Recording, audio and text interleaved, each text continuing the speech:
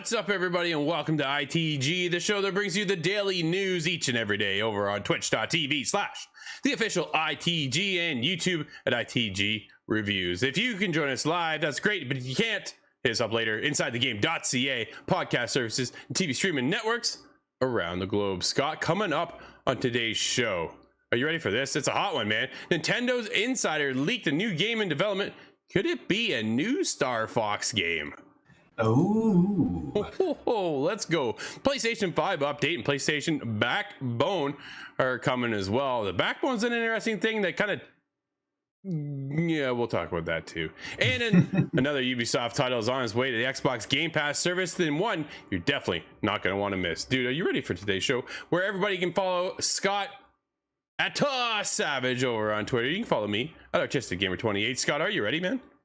Oh, I'm ready to get into this. I'm curious myself. What does Backbone mean? How does it fit into the PlayStation Network? Dude, I was excited. We'll get to that. Yeah, we'll get there. We'll get there. Here we go. Let's kick it off. As a new Star Fox game leaked by Insider coming to the Nintendo Switch Pro, maybe some point soon. Hopefully, right? That's hopeful, but unlikely. This is from Ben over at Lad Bible. According to Nintendo Insider Zippo, a new Star Fox game is in development, along with the supported animated series. If true, this will be the first major Star Fox release since 2015.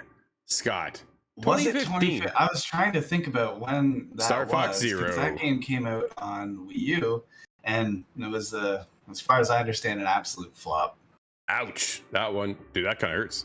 Although nothing official has been announced, Zippo has been a reliable source in the past with news about Persona series. According to the source published by comicbook.com, the game is being made by an outside studio under the supervision of Nintendo.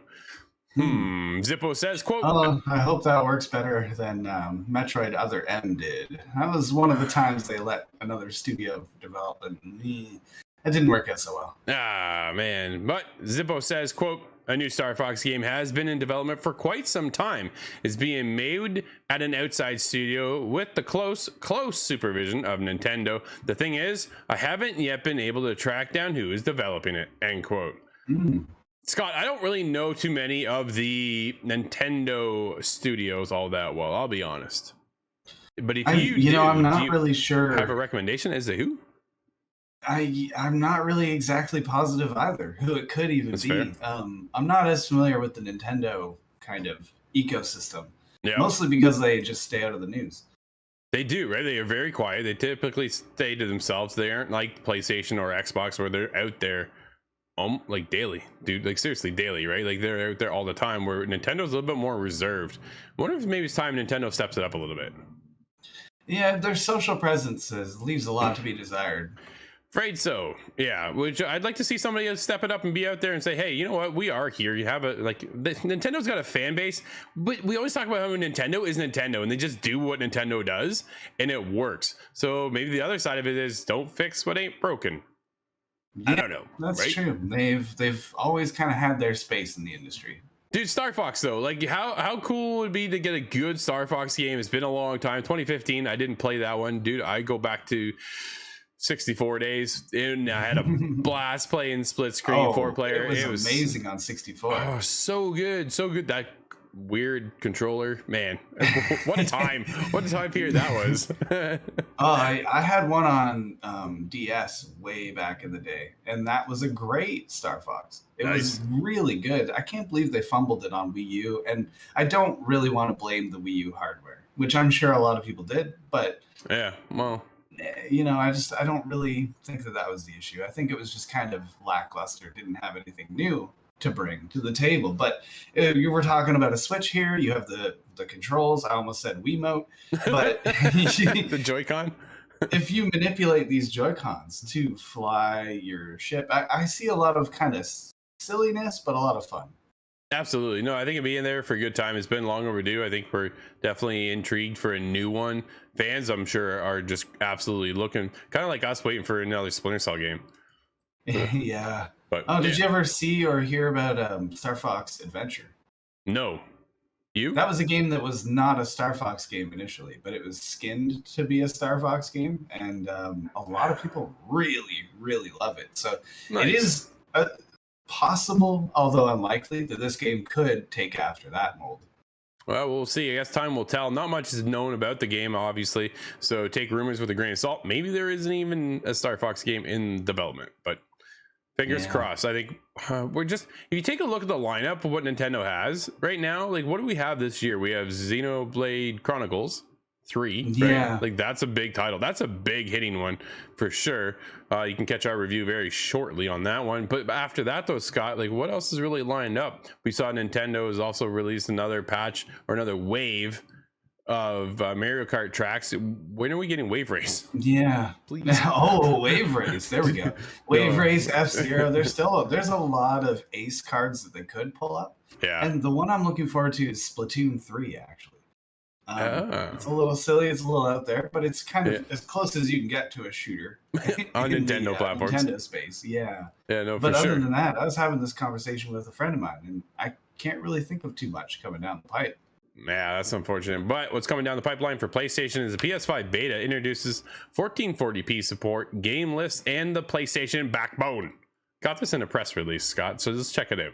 The PlayStation 5 beta introduces new features for the console, such as 1440 HDMI video output, which enables players to choose additional visual settings and compatible PC monitors and TVs. Game lists, which kind of really sounds like folders. So we're able to kind of stack. Dude, I don't need a game list for my PlayStation because there's not enough games on it because storage is too small. Mm-hmm. Right? You know what? That's a very good point. I thought of that, and I was kind of like, it doesn't really matter because the amount of games I have on there's only a dozen anyways. I don't need to break it into a list. Dude, my PS4, I connected an external hard drive. It was amazing. And then I actually implemented the folders. So I had games for me under specific genres. And then I had game for my kids, and they were listed. So here with list, if you did upgrade, because you can get an upgrade hard drive and then implemented that in, but it's just I don't have the guts to tear my PlayStation 5 apart. so I stayed away from that. But they're also going to get 3D stereo audio comparisons with new update settings on that, new social features, easier to access in-game progress activities, requestable share feature as well, so you can share your screen with friends, joinable game notifications, the ability to view new friend profiles, and you can even send stickers. Stickers. Are these stickers or are these NFTs? They're everywhere. They're everywhere. They're taking over the place. I think this has something to do with the new implementation of the collectibles that they recently talked about, right? I think they're kind of getting ready for some of those mechanics that are going to be sweeping in. So this was in the PlayStation 5 beta. Scott, the Backbone. Let's talk about the Backbone because this one hurt a lot when I saw this. The Backbone 1 PlayStation Edition is officially licensed mobile controller for iPhone. Oh. I don't have an iPhone, Scott. Do you see a problem? Yeah, I see a problem. Specifically? Yep. Absolutely. Design brought to life in a wonderful collaboration with the brilliant minds at PlayStation. The elegant colors, materials, and finishes are all inspired by the design of the PlayStation 5's console's DualSense wireless controller. Man, really? Like crap. This is the Vita 2, Scott. Oh no. I'm telling you, man, too. The Vita lives.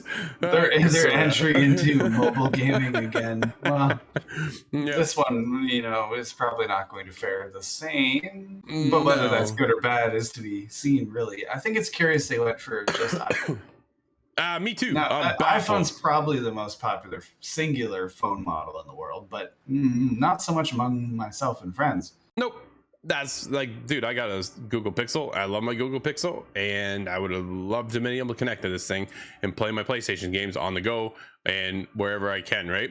So the feature on the couch, I was gonna say, but I suppose that's probably where your PlayStation is. Absolutely. Well, it's not on my couch. It's on my TV stand. I sit on the couch. But features allow for broadband internet access so that you can instantly start playing your PS4 and PS5 games on the go or right at home and connect seamlessly with other products in the PlayStation 5 lineup, like the Pulse 3D headset, which you can connect directly to the Backbone 1 PlayStation Edition. Software, Backbone 1 works wonderfully with this is such a press release with an app store, games and other game streaming services with support controllers, including Genshin Impact, Call of Duty Mobile, and more. So there's that opportunity as well, right? So you can get into some of the mobile gaming then when you're already connected. The app, Call of Duty Mobile with a controller, I think you'll win every game. Yeah, maybe, right? Inside the app, you'll see various PlayStation integrations, such as custom gifts representing the iconic PlayStation shapes and the ability to browse hundreds of game titles. More information, you just head over to PlayStation blog. It has it all there. You can check that out if you're into that. Dude, really disappointed that there is nothing there for the Android base, because there is a ton of us out there, right? I'm really surprised they went iPhone only and didn't open it up to perhaps it's because of the amount of different models under the Android operating service. Maybe. But then again, I think you would just have to design it around the operating system. But I don't know exactly how to create anything like that. So no, it must be more complicated. Whereas an iPhone, it's just whatever the newest model is. Man, it kind of hurts. I never got a price. That's the other thing. I never saw a price in the press release, so that's a little disappointing. I am curious to see what it costs, and will they eventually bring it over to Android users? Because I definitely like to pick it up. Because man, often my TVs are booked, so if I'm even putting around the house and have the ability to play, I'm in. So that'd be really nice. And my iPad is just too big. Hey, yeah. Does it run on the iPad, or would it just be iPhone only? That's interesting. It just pulls out enough where your iPhone like cradles in it, and then it clips in, right? So it is. Okay. It is It'd be definitely a little strange to use otherwise. Do you think this is a competitor at all to the Switch? I'm just saying. I think it's an attempt. I think it's more to match what xCloud has done, and I think I'll always call it xCloud. Yeah, me too. I'm not sure of the popularity of xCloud though. So if this does hit a lot of popularity, I can see them going to the Android side of things. But right, I really have my doubts that this mobile cloud service is really popular. I just haven't really seen much feedback. I'm definitely curious. As we all know, we're Stadia founders over here, and then we're watching Stadia kind of dwindle away. So what is that opportunity there, right? I think that's the other thing. I think this is here's an opportunity for you to connect to your PlayStation in another means. So when you're there for your main gaming, right, and you're looking to hang out with friends, this is not the option. This is something that you just want to pick up God of War and go on the go. Dude, Ragnarok drops this fall. And if I'm not home and I have this, yeah, guess what I'm playing? Like that's true, actually. Right? If I was still in college, it's probably massively popular. Man, playing anything on cloud service, especially God of War Ragnarok. I think you can bet every room in every college is going to have at least one person playing that. Well, for sure. There's such huge opportunity here.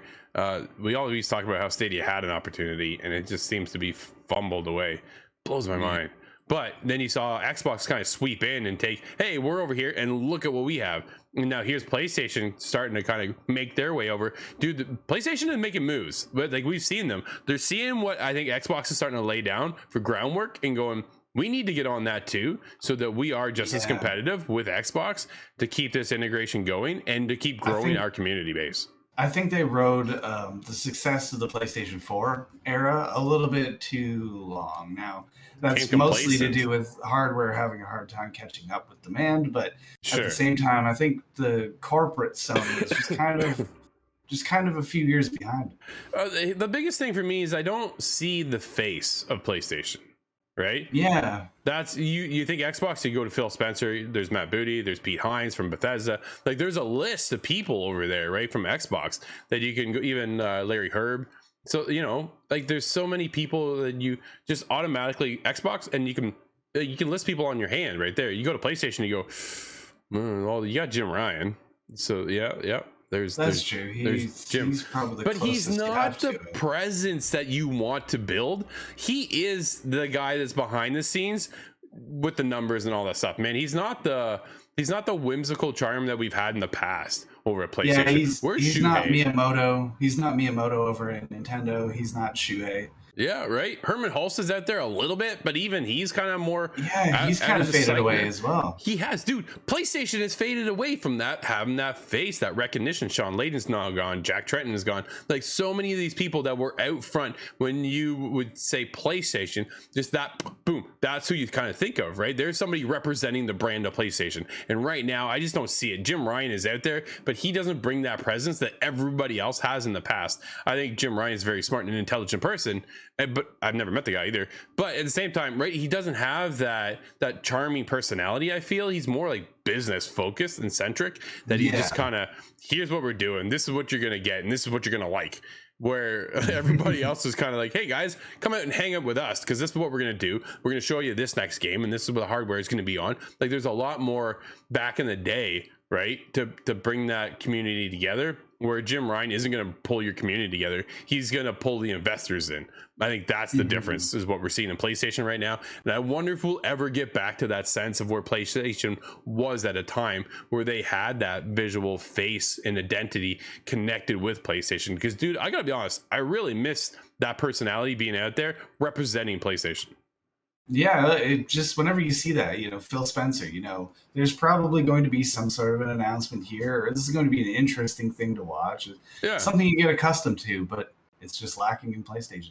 It certainly is. But speaking of Xbox and Phil Spencer, Xbox Game Pass rumor teases addition to the Ubisoft lineup once more. It's got some Logan more over at comicbook.com. A new rumor associated with Xbox Game Pass may have just revealed that the subscription platform is about to add another game from the publisher Ubisoft. In recent months, Ubisoft has been bringing a number of different titles to Game Pass. Notably, this has included games like Assassin's Creed Origins, dude, easily one of my favorites. Easily. Rainbow Six Quarantine, Scott, there's one for you. And Far Cry 5. Now, it seems like Ubisoft's offering could be expanded even further thanks to the addition of a game that launched back in 2020. According to Twitter user Alumna Italia, Ubisoft's Immortals Phoenix Rising should be heading to Xbox Game Pass. Scott, you might be really excited. It's funny because I could have predicted that being one of the games I just purchased. You did it! I think that's 3 for 3 now. Oh, Scott strikes again, everybody. There. Yeah, what does everybody want? Let me know over on Twitter. I was gonna say, everybody tweet your next game that you'd like to see come to Game Pass and tell Scott to buy it at Savage on Twitter, and that's what you will get for next time. Dude, I cannot believe that's what happened. It's a gift. It's a curse. It keeps happening. It's a gift that keeps on giving to everybody else. Good job, Scott. Keep it up. That's hilarious, man. Yeah, they strikes again. But dude, Immortals Phoenix Rising, what a fantastic game. Honestly, you really liked that one. Loved it. Absolutely loved it. Absolutely adored it. It was such a cool. I was there. I got to play at the event, and then we got the game for review. We played that. We played the DLC. Just skip the very last piece of DLC, and you'll be fine. But everything else was just right there, dude. It was such a cool game. And then we heard that they're doing a spin-off too of a sequel, not using actual Phoenix, but somebody else in the Polynesian setting, which sounds pretty cool to me. I'm down for that, and anxious to see what else they have. I think we're still years out probably at this point, but this came out in 2020, right? 2022. Maybe start hearing rumblings next year, the year after a little bit, maybe a showcase. Yeah. Do you think we'll see the next one, honestly, in September at the Ubisoft Forward event? Oh, I think they'll have something to show off, even if it's just a teaser. Just a trailer, just to say, hey, we are working on this. It is confirmed, blah, blah, blah, blah, blah, kind of thing. I think that could be a good opportunity because at this point, dude, I'm really curious what they're going to showcase at this event to start with. But yeah, after all these cancellations, it seems like it's going to be a little bit depressing. It does, doesn't it? Like, you kind of wonder what's going on over there at Ubisoft right now. Not keeping their head above water by the looks of things. It sounds like they're sinking their ships. I did it. Just like we will be. One day before God of War. Yep. Oh, man. If anything, launch your game the month before if you can. Like, yeah, it's been around long enough. You think it'd be done by now, but either way, hopefully they can figure that out. Their timing, man, really does. I just hope it lands better than Duke Nukem Forever. Ooh, that's now. I would bet my life savings it will land better than Duke Nukem Forever. I'm looking forward to Skull and Bones. Honestly, at the end of the day, I am really looking forward to it. I think it does look cool. It does look dated. Like, I'll be honest, those look dated. And then when the devs themselves are even concerned about the game, whew, man, it makes me nervous. But Scott, let's get into Dead by Daylight developer Behavior Interactive announces its first showcase. Interesting, isn't it? This is the I think this is telling of E3. We don't need E3. I'm calling it. We really just don't need it anymore, do we, Scott?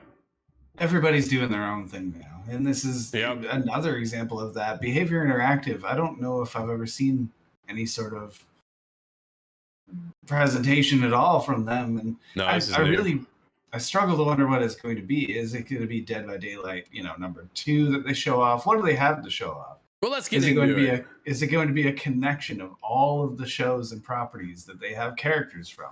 Ooh. They almost have a Netflix catalog. At this point, they do, don't they? Yeah, this comes from Kelsey over at VG247. The developer behind Dead by Daylight, Behavior Interactive, shout out to our friend Adam Kleiman, who's now over there as well, has revealed that it will be hosting its first ever games showcase in early August 2022. The event, named Behavior Beyond, I like that, will happen on the eve of the developer's 30th anniversary and is said to boost a bunch of exciting announcements for Dead by Daylight, but also some key announcements for new games and universes. You'll be able to tune in to the showcase on Twitch and YouTube. Look for this August 3rd, Scott, next week. Okay. Dude, not far at all. Yeah, man. the mystery will be solved very quickly. 1:30 p.m. Eastern time.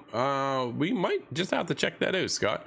Will we finally find out what Project W means? Only time will tell, but Dead by Daylight news isn't all that's there for us to look forward to. Behavior also revealed recently that a Dead by Daylight dating sim, weird, Hooked on You, is on the horizon.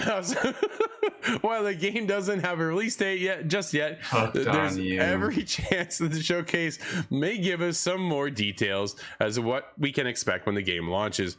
Behavior Interactive's announcements also suggest that some of their announcements will pave the way for new games and universes. Dude, I'm pretty excited to see what else they're working on. I'm not a horror guy, and that's my biggest problem with Behavior is I don't gravitate towards their games at all. That's definitely more of yours and Nate's realm of things. So for me, I'm just like, crap. They've been what else hugely successful though. So they're fantastic. Whatever they put out next, I would have some confidence in. Yeah, no, definitely, right? Me too. What they do have is a solid game. Dead by Daylight is massive. A lot of people love that game, and it definitely keeps pushing everything forward. They keep introducing more and more characters. We get the press releases all the time. It's amazing the amount of content that they pump into this game. Will we see a Dead by Daylight 2, Scott, or do you think they'll just keep this one going? I think a number 2 is eventual, but then again, with all the updates they've had so far, it really could just be a multi-year. Hey, this could continue on for several more years. Well, but it's almost like Overwatch, where they can add more characters. They can do that, but it only lasts so long. Maybe, right? But when we play Siege, dude, Siege has been going for how long now? That's true. I think we're due for a new map. Well, we got Emerald City or whatever that one's called, right? And that one just dropped over there. But will we ever see a Siege 2? What happened to Rainbow Six Patriots? Yeah, dude, that actually looked kind of cool. But I don't know. We'll see what happens. But either way, Dead by Daylight showcase next week, 1:30 on August 3rd. Make sure you check that out. We just might actually be there. I'm curious. I am curious because I need to know what else they're working on, because maybe they have something that can pull me in. But Scott, before we go, we always wrap it up like we always do. What games do we have out today? Digimon Survive hits the PlayStation 4, Xbox One, Switch, and PC. And Xenoblade Chronicles 3 is on the Switch today. That one's intriguing. Those are 2 very big heavy hitters. They are. They definitely are. You're looking forward to Xenoblade Chronicles 3? Oh yes, that's a massive RPG, and I've only ever heard good things about Xenoblade. That's fair. Yeah, I've seen some of the reviews popping out about it, and it does seem to be connecting with a lot of people. There's a lot going on over there, so that seems to be cool. It has a unique art style that actually wants to pull me in. I just struggle trying to get into these JRPGs, and I don't know if I can pull it off. Luckily, though, I don't have to worry about it. That's your problem, and you can get into that game and let me know how it goes. Maybe I will want to pick it up once I see your review, Scott. You never quite know, so make sure you stick around for that. But everybody, that's going to wrap up today's show. Thank you for joining us. As always, you can join us over at twitch.tv/theofficialitg, as well as YouTube at ITG. But if you can't join us live, hit us up later inside the game.ca UK podcast services and TV streaming networks around the globe. Until next week, everybody, it's the weekend. I'm Drew, that's Scott. We'll see you inside the game.